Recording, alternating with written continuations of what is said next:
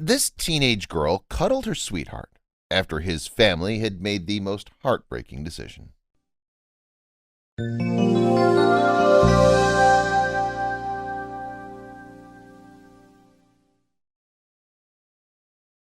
They say the first cut is the deepest and that young love is incredibly strong.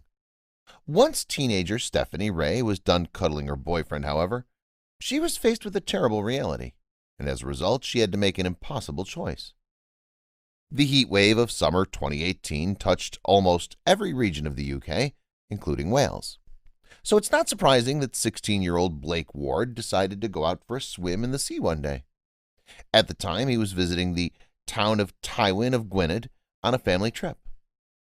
Blake and two other teenagers from the same family had gotten into the water to try and cool off, but they soon ran into problems. You see, a strong current caught them and swept the teens out away from the shore. Yet it wasn't clear at first that anything was wrong.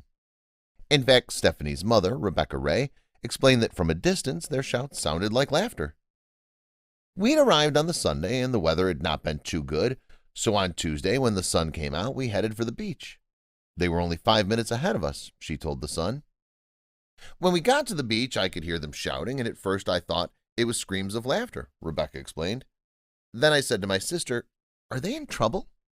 We dumped everything and ran over to the rocks. By the time the women got there, however, the teens needed more help than they could give.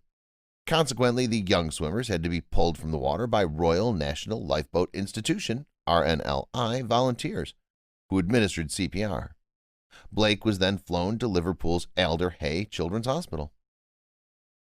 Although Blake had coveted a military career, and he's been in very good shape, he hadn't been a good swimmer. And tragically, his turmoil in the sea had left him with severe brain damage. So as his family stood next to his hospital bed, they had little hope of him surviving. His mother and father had not taken the trip to the beach with the other family members and had not been there to witness the tragic events. They subsequently hurried to be by their son's bedside. As Blake lay in the hospital, his girlfriend, Stephanie, rushed to be there too, determined to stay with her childhood sweetheart. Yet it was all for naught.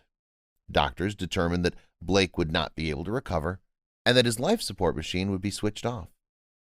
There was nothing left for Stephanie to do but climb into bed with her paramour and let him know that he wasn't alone. It was the best way she could think of to say goodbye to the boy she loved.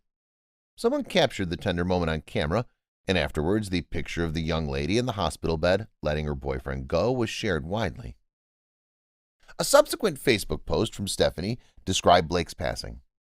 "Today has been the hardest day for me, and it will be a day I'll never be able to forget.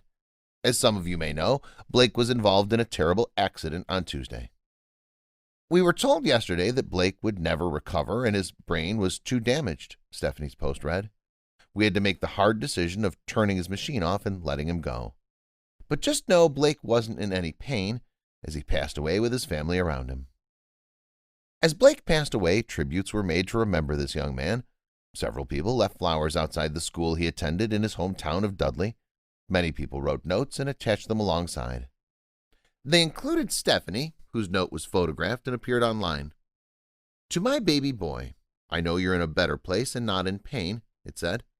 "I'm going to make you proud, I promise. We had our ups and downs, but we got through them. Love you, my precious angel. Sleep tight." But the memorials didn't end there. The headmistress of Blake's school decided to honor the boy during a speech she gave to pupils, for instance. Considering the young man had only moved to Wolverhampton 6 months previously, it speaks to the impact that his tragic event had.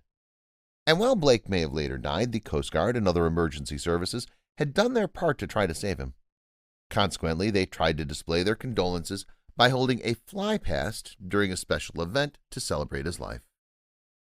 Blake's death was a tragic example of a life cut short far too soon. There was, however, a small silver lining that could offer some of his loved ones a modicum of comfort. At the special request of his family, some of Blake's organs were donated to those in dire need. This isn't the first time that the area suffered a tragedy as a result of drowning either.